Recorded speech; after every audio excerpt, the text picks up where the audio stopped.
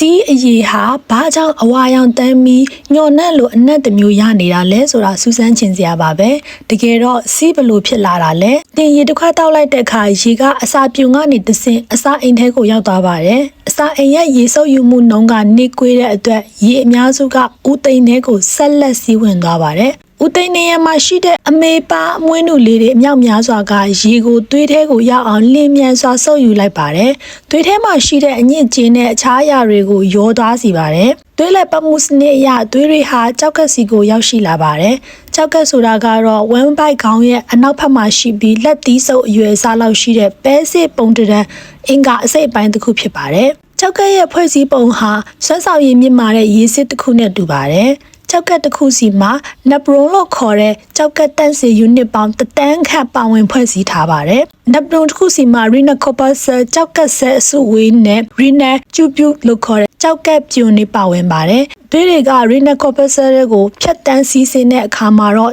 သတ်မှတ်ထားတဲ့အရွယ်အစားရှိတဲ့အမုံတွေကသွေးကြောနေရန်ကိုဖြတ်တန်းသွားနိုင်ပြီးတော့သွေးထဲကအညစ်အကြေးတွေကိုစစ်ထုတ်ပါတယ်။မူလစီ primary urine အဖြစ်နဲ့ကြောက်ကက်ပြွန်ထဲကိုပြန်ပြီးဝင်ရောက်သွားပါတယ်။ကြောက်ကက်ပြွန်ကတော့မူလစီထဲမှာပါတဲ့ခန္ဓာကိုယ်အတွက်အသုံးဝင်တဲ့အရာတွေဖြစ်တဲ့တခြားတက်အမိုင်နိုအက်ဆစ်ဓာတ်စားနဲ့ရေတွေကိုပြန်ပြီးတော့စုပ်ယူပါတယ်။နောက်ဆုံးမှာတော့ကျန်ခဲ့တဲ့အရာတွေကတော့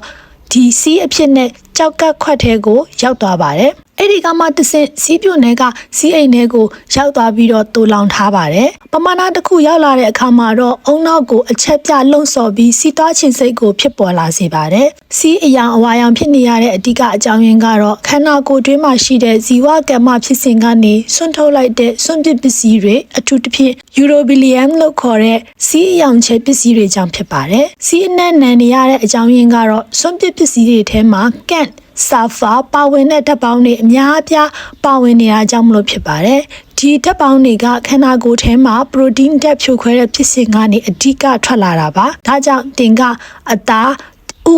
နို့စတဲ့ပရိုတင်းများတဲ့အစားအစာတွေကိုပိုစားမိတဲ့အခါမှာတော့စီအနံကပိုပြင်းနေတာကိုတတိထားမိမှာဖြစ်ပါတယ်။ကဲဒီလောက်ဆိုရင်လည်းတင်နားလည်ပြီးထင်ပါတယ်။အားလုံးပဲကျန်းမာပျော်ရွှင်ကြပါစေရှင်။